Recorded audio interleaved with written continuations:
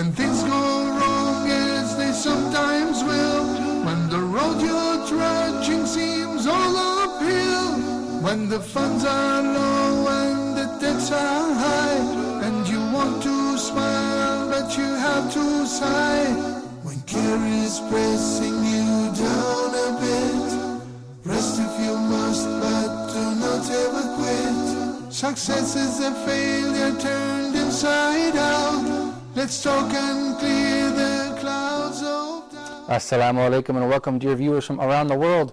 Welcome. We would like to welcome our viewers 30 million strong in Nigeria. We would like to welcome our viewers in Bangladesh, in Sri Lanka, in Malaysia.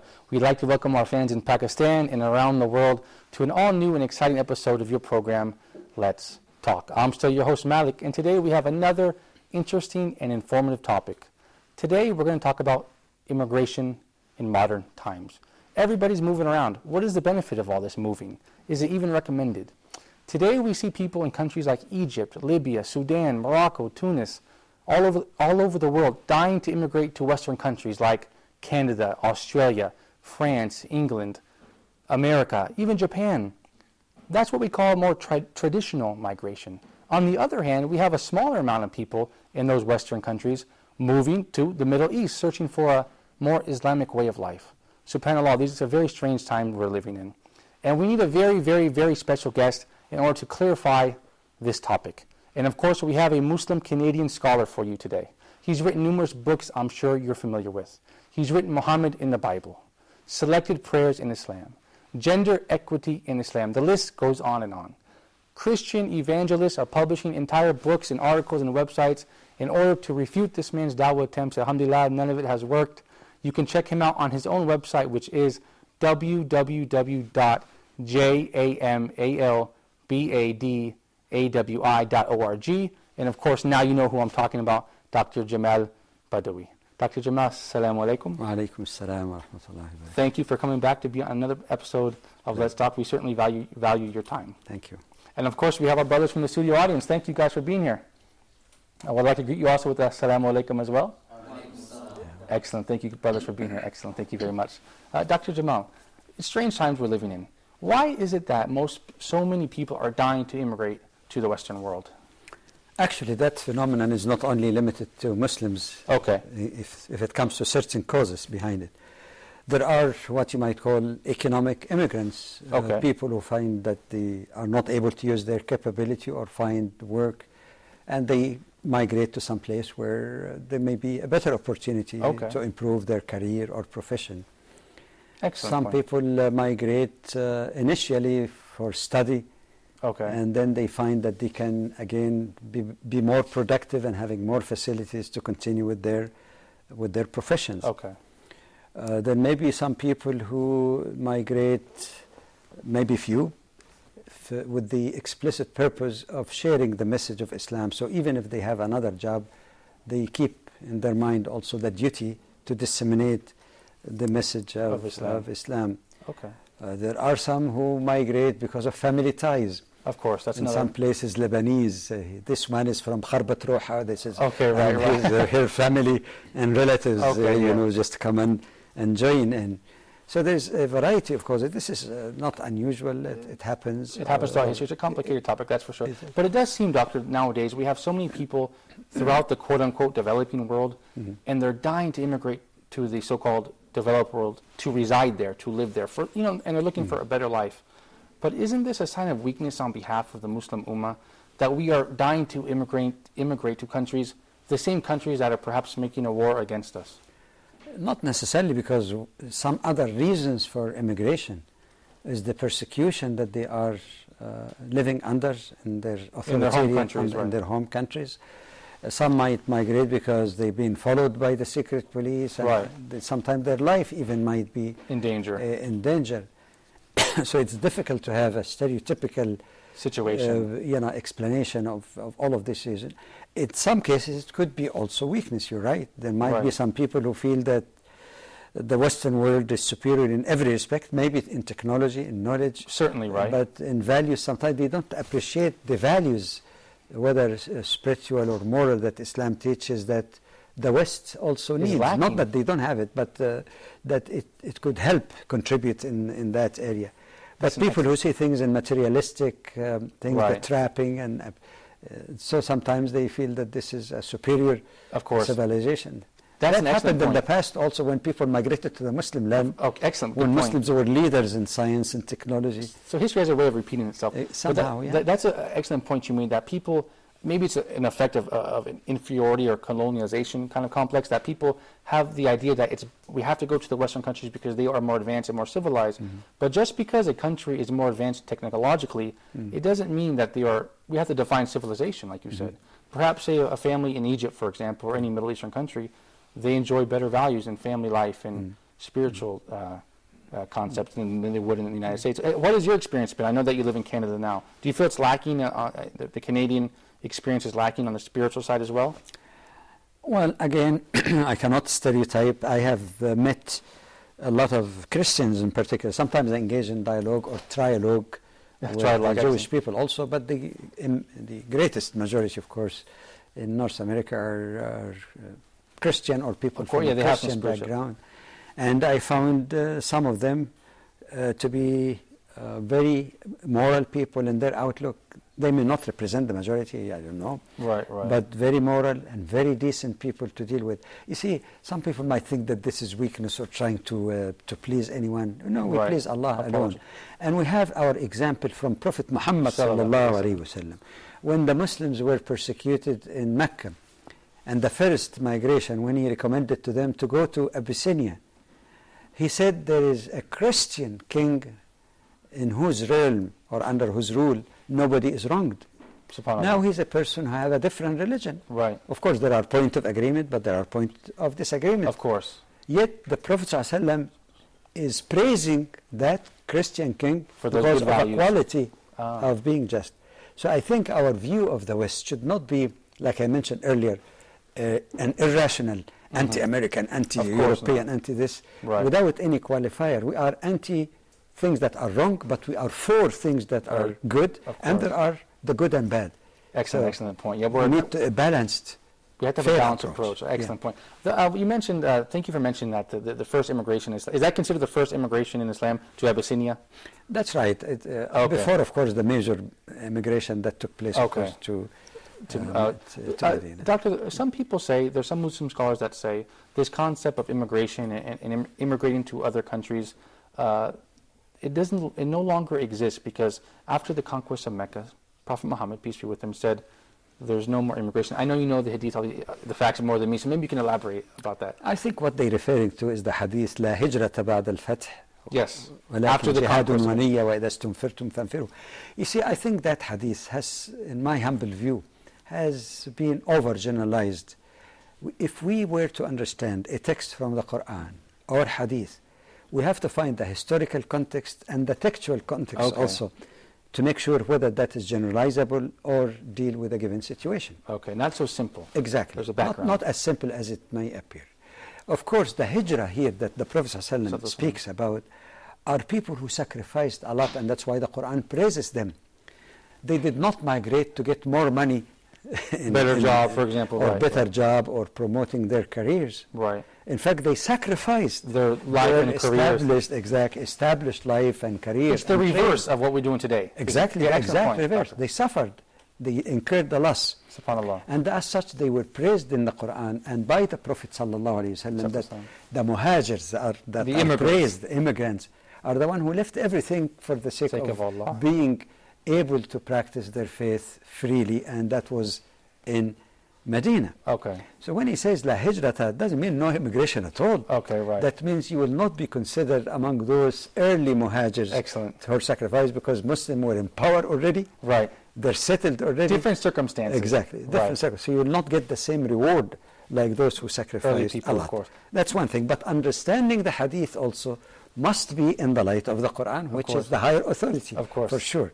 Thank you, okay? Dr. And the Quran itself tells Muslims, قُلْ سِيرُوا فِي الْأَرْضِ, encourage people to go around on the earth, explore. Okay. So the hijrah is not in itself to be forbidden, unless a result of my hijrah means destruction of my family. If I have that expectation, strong expectation, then it is an individual case. there are people who migrate and their children are even better Muslim than... SubhanAllah, of course. Yeah, case-by-case scenario. Yeah. Dr. Jamal, I'll have to stop you right there. We're out of time for this segment. You guys stay tuned. Don't go anywhere. We have more with Dr. Jamal.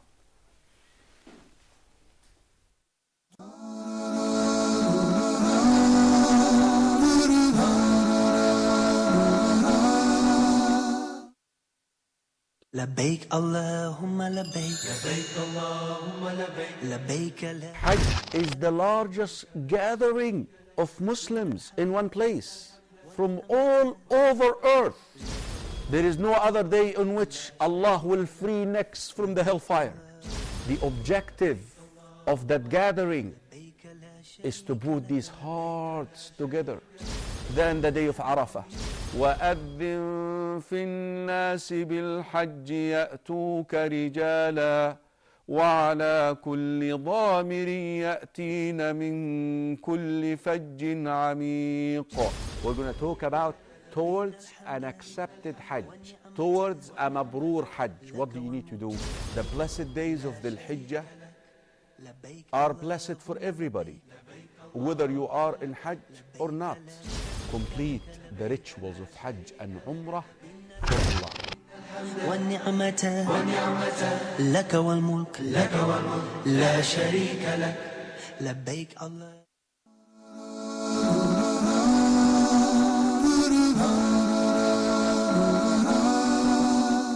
Assalamu alaikum and welcome back, dear viewers from around the world, to your program, Let's Talk. I'm still joined by none other than Dr. Jamal Badawi. Thank you, Doctor, for staying with us. You're welcome. Excellent. And you guys, we have another special guest. You've seen him on Let's Talk before.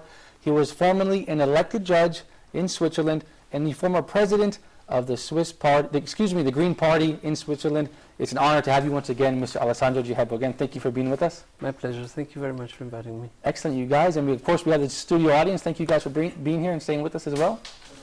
You guys, dear viewers at home, we have a cool iReport. We want you to check it out. Stay tuned.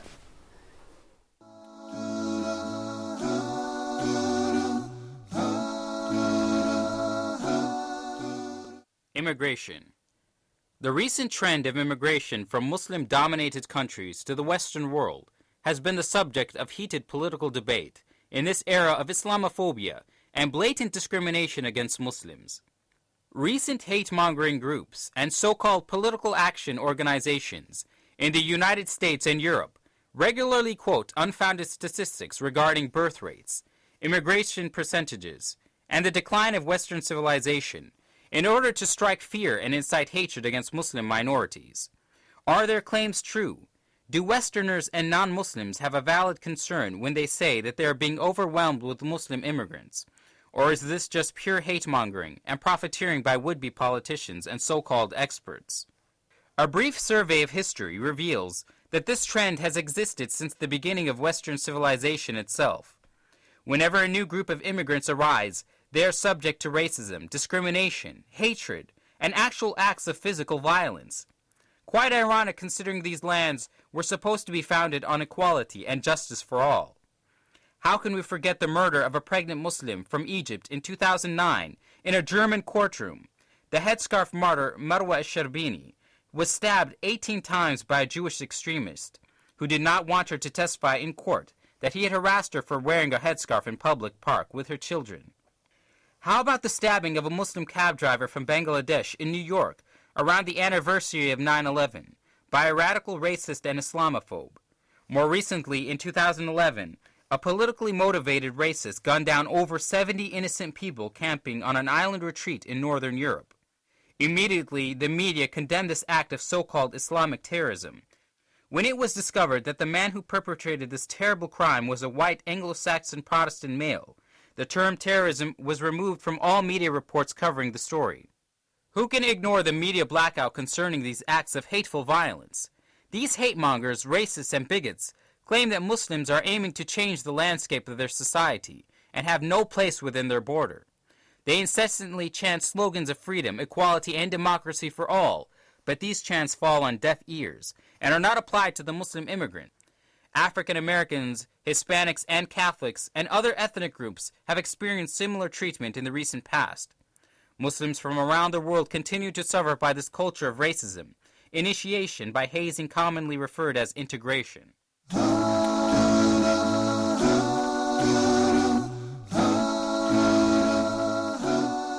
Assalamu alaikum, you guys. Thank you for staying with us, and we certainly hope you enjoyed that report. Starting with you, Brother Jihad, what did you think about that little clip there? It was a bit controversial, I think. Yeah, it was very strong. The message was perhaps, I would almost say, too strong in many ways. It sees the picture from its worst side, really. Okay, from its ugly side. Yes, from the ugly side. But to tell you the truth, there are difficulties, but I mean, it's understandable under many aspects. Okay. You know, if somebody comes in your house and you always put on slippers to go around the house, and somebody comes in as a new one, and he instead goes around with his shoes, it disturbs you. I mean, right, it's different. It's just because he's acting a little different. Okay. And then finds out he's a very nice person, and you love him, and you're mashallah. But every time you see him going around in his shoes, you think, right, this is, in a way, this is the kind of perception. They say, oh, this girl, she's fantastic, she's very nice, she's so kind to everyone, but she's wearing that headscarf. I don't know why she's wearing that headscarf. You know, it's the difference. People are afraid of differences, really. People are afraid of changing something new. That's an excellent point. Thank you, Brother Jihad. Dr. Jamal, what did you think about the clip? Did you think also it was a bit too strong, or it gave a limited perspective? I agree. Maybe like Brother Jihad, having lived in the Western countries, I have been always cautioning about making sweeping type of generalizations. And in every society, you will find some extremists, some extremely hateful people. The issue here is what percentage is engaged in this activity. And what influence they have in the society, of course. Because in the previous episode we did talk about the media, and this is also a bit of a factor in there, that they're creating a bit of a hysteria, as we can say, so to speak. Brother Jihad, you were in Switzerland as an elected official. What did you see in Switzerland regarding immigration and immigrants? Well, I was also in a commission against racism. By the way, also the word racism is in a way wrong. We were talking about words. Yeah, it doesn't apply here, actually. It should be different. Yeah. Because, I mean, there's only one human race. I mean, this, of course, people should be conscious of this. The fact that you have blue eyes and I have black eyes, I mean, we still belong to the same human race. Of course. If it changes the color of the skin, it's the same thing. So already the concept of race is wrong. Pertaining humans, first thing.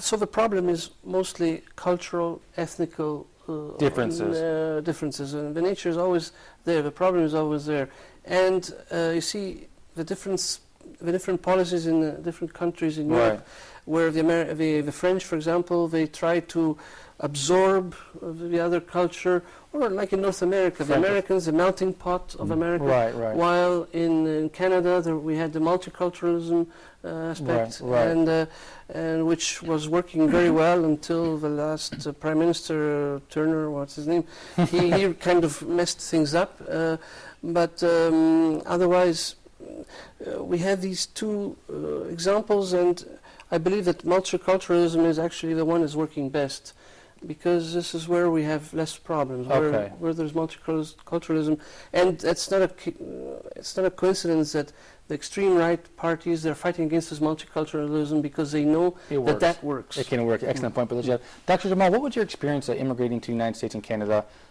Did you experience a lot of this type of treatment? Did you see people experiencing discrimination? Not much, really. At least in my case, I have been very much, by the grace of Allah, liked and respected by my colleagues in the university, and some of them even consider me like a peacemaker in the departmental meetings, and when there is differing opinions, try to reconcile them and bring some peace in the discussion. So I don't say that nothing happened at all. There are a few things, but to me, in my case, it was minor. But maybe that was the pre-9/11 era.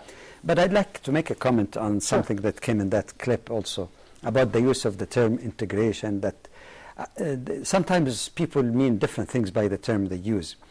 And in fact, I did present one paper one time on the issue of positive integration without assimilation or isolation. Okay, excellent point. What's the difference between assimilation, isolation, and integration? Let's speak about this. All right. The best way to understand assimilation is like when you have a barrel of water, and you get a pinch of salt and Stir it up. stir it up. This is a situation in The France. salt disappears. Right. That means here assimilation, at least the way I define it, because people, like I say, use things interchangeably. Just Right, give you right. my humble Okay. understanding of this. So you're totally gone. You lost your identity totally. Completely. And if the water was bigger, then you can taste even, detect the slightest taste of the salt. Yeah, of course. in that. And that, of course, is against Islam, certainly. And again, any decent human being, you don't want to lose who you are. Of course, yeah. Your own identity. Yeah, of course. And for us as Muslims also, we don't want to use it just to blend with others. Right. But the other extreme also that some Muslims adopted for long, but now they have been changing, is isolation. So you're living physically in the society, but you're detached. You contact them only to the bare minimum. Is this a good idea or a bad idea? Definitely, it's a bad idea. It's not my opinion. I base that also on the story of prophets in the Quran. Okay. Some were living in very bad societies, corrupt societies and all, yet the Prophet did not isolate themselves in the mountain and keep their life. Okay. They interacted with the people. Right. So to isolate oneself is not really very good, even though they argued that you keep your identity and those of your children. Okay. But I think, again, following the same approach of wasatiyya, just balance, which is a salient characteristic of Islam. Integration, positive integration that avoids assimilation or isolation is the one that we pursue. But what happens in Europe, that some of the politicians, for example, use the term integrating Muslim, but what they mean, not really positive integration, they mean assimilation. Right, Lose your identity. You don't have to wear hijab, you don't have to do this, be like us. Change your name, Muhammad tomorrow, for example. Exactly. Yeah. So that's different but type. they call it integration, which is rather. Right. So I see integration, positive integration, in a sense of being part of your society. You accept what is good, encourage it, participate in it, avoid things that are offensive to you, but keeping the peace with society and respect for other people to have their own cultures. Excellent. Thank you, Doctor. That's an excellent point. Now, the multiculturalism was promoted in England as well, Brother Jihad, I believe, and in the United States. And you think that system works better than what we have in France, where they're assimilated. Well, what about Switzerland? Because I know there were some problems. They didn't let the Muslims build masjids with minarets. I mean, so there was some friction there. There has to be. No, this is quite an interesting story because, first of all, Switzerland in itself is a multicultural society. Excellent point. I mean, it's 4 different cultures in Switzerland. Which are? Well, with the viewers that may not know. Yes, the German, the French, and the Italian, which is a small minority of 5%. Then there's a very, very small minority of Romansh people. Okay. There are about 30,000 people, but they have their language even on the banknotes. I mean, their language is considered official in part of Switzerland. Part of Switzerland because it's belongs to the Swiss culture. So Switzerland always has shown a great respect towards multiculturalism.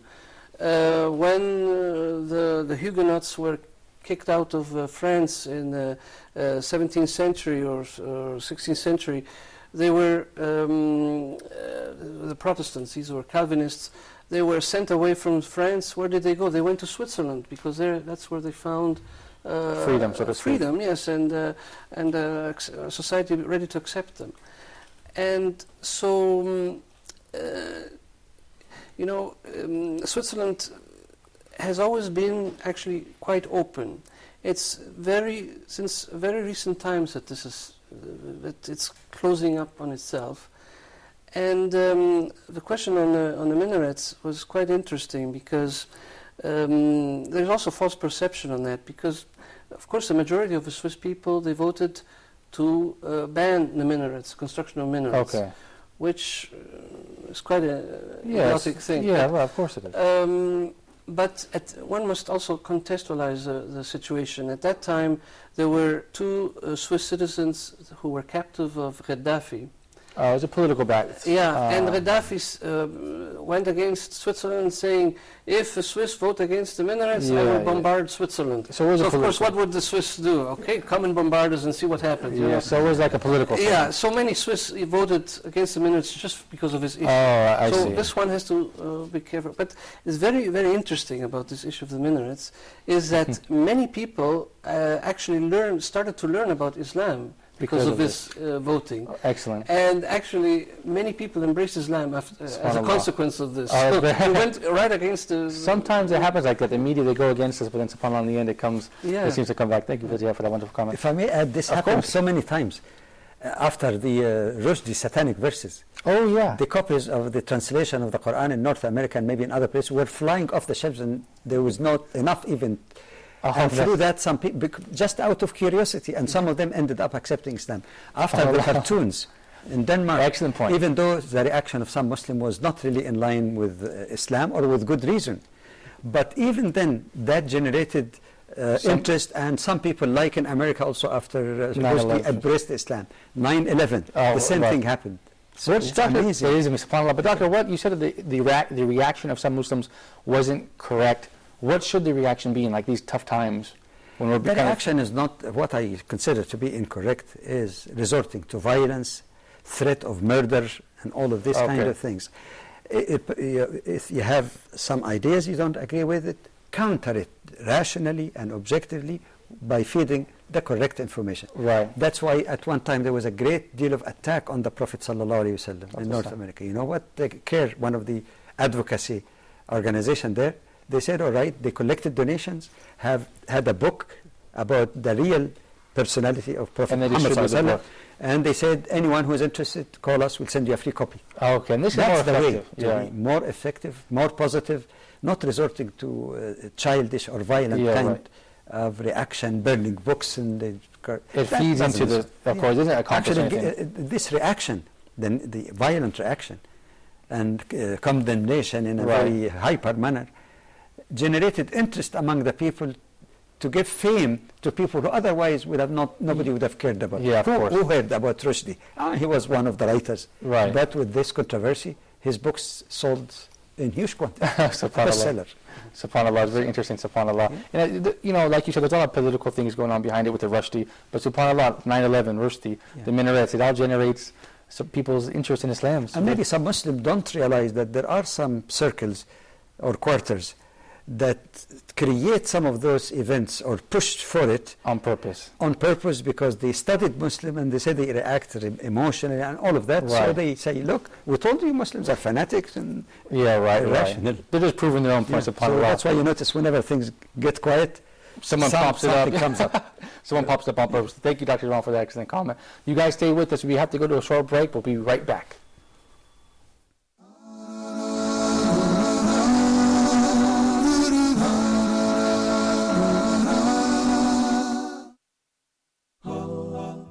Huda TV strives to bring you, our viewers, the best in Islamic programming.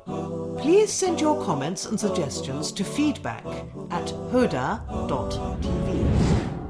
لبيك اللهم لبيك لبيك اللهم لبيك لبيك لا شريك The talbiyah, as we all know, is when a Muslim would say لبيك اللهم لبيك لبيك لا شريك لك لبيك إن الحمد والنعمة لك والملك لا شريك لك. Should not say that. Every Muslim should perform Hajj. And when we are performing the Hajj, we need to reach this perfection by seeking the pleasure of Allah subhanahu wa ta'ala alone, by seeking help from Allah subhanahu wa ta'ala, and making sure that Allah subhanahu wa ta'ala knows best and we do not know what is good for us. The Kaaba is not the bricks that is being built. The Kaaba is what is behind, or what's behind the meanings of Al-Kaaba, the first house of worship. If a person would know the wisdom behind every move that a person do in matters of worship, then where's the submission comes into the full meanings of it. To remember what Hajar, the wife of Ibrahim alayhi salam, when she went from the Safa to the Marwa, so concerned and disturbed about the affairs of her child Ismail, when he was laying some place between the Safa and the Marwa, crying because of the shortage of food and water. لك والملك لك والملك لا شريك لك لبيك اللهم لبيك لبيك اللهم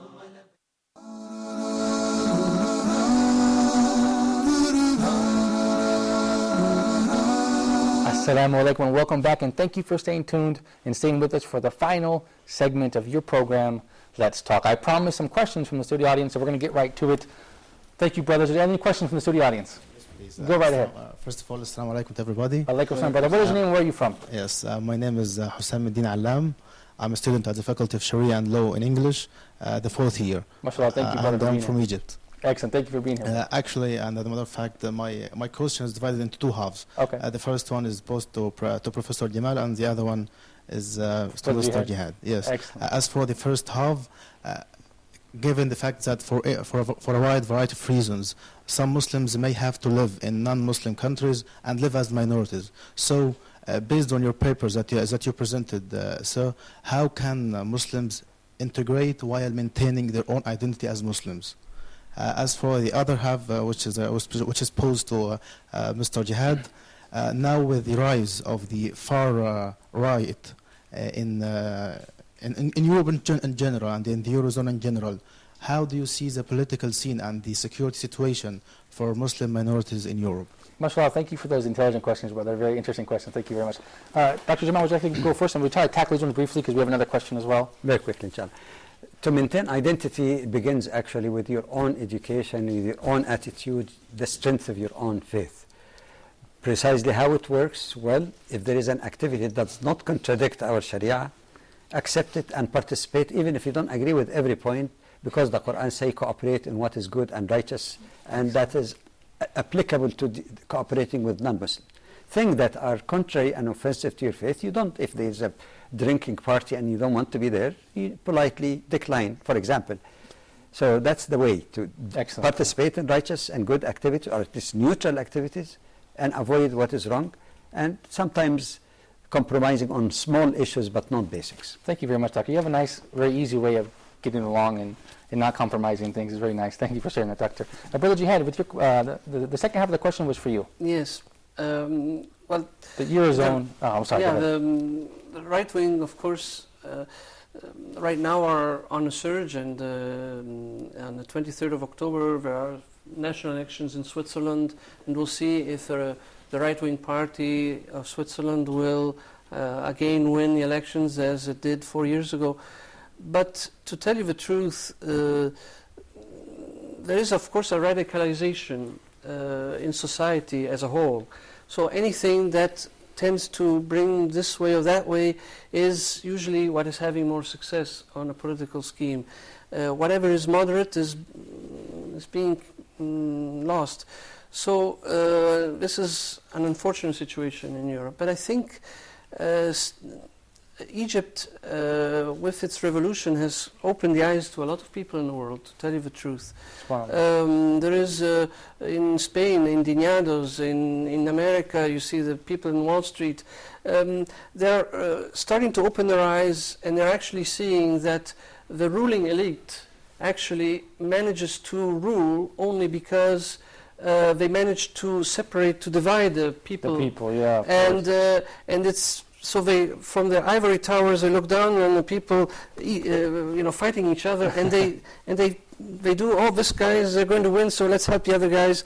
Oh, now they're losing, so let's help them. Like so they're actually using this, and people are realizing that this is what's actually happened, and they said, no, we finished. We're done with this. Thank you, Brother Jeff, for actually coming. Real quick, brother, do you have a question as well? Right. I want to say also that there are a lot of kinds of immigration. We have like education immigration. My friends and I are the part of that immigration. We immigrate from Bosnia to Egypt for the reason education.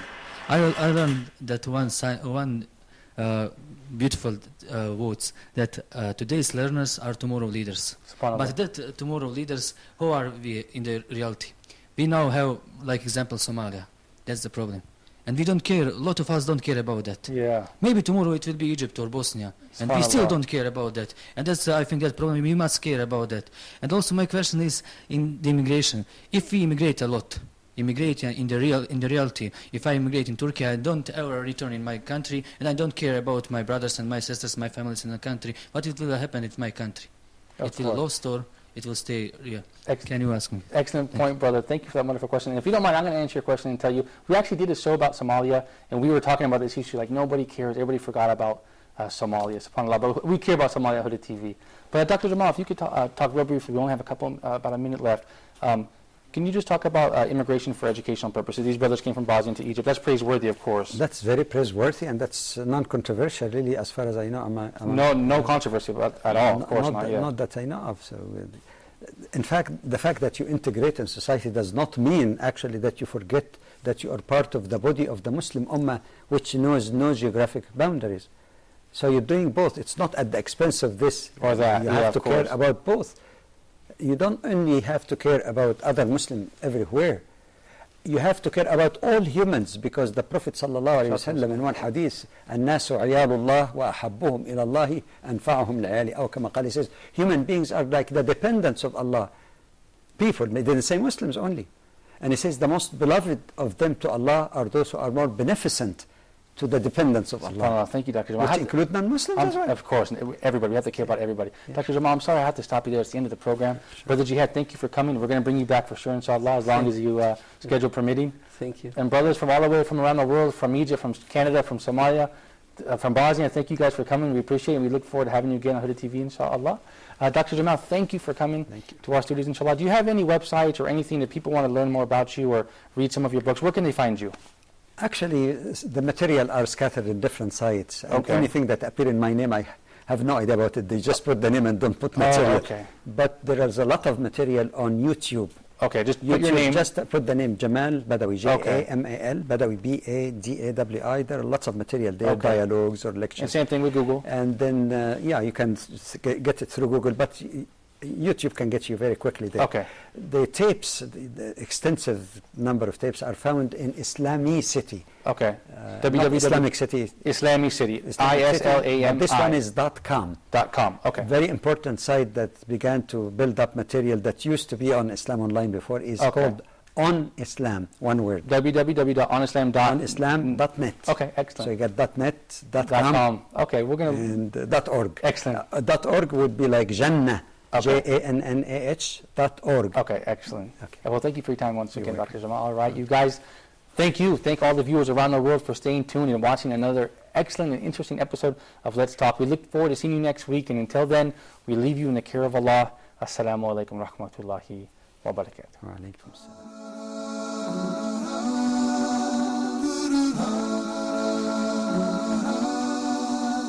When things go wrong, as they sometimes will, when the road you're trudging seems all uphill, when things go wrong, as they sometimes will, when the road you're trudging seems all uphill, when the funds are low and the debts are high, and you want to smile but you have to sigh, when care is pressing you down a bit, rest if you must, but do not ever quit. Success is a failure turned inside out.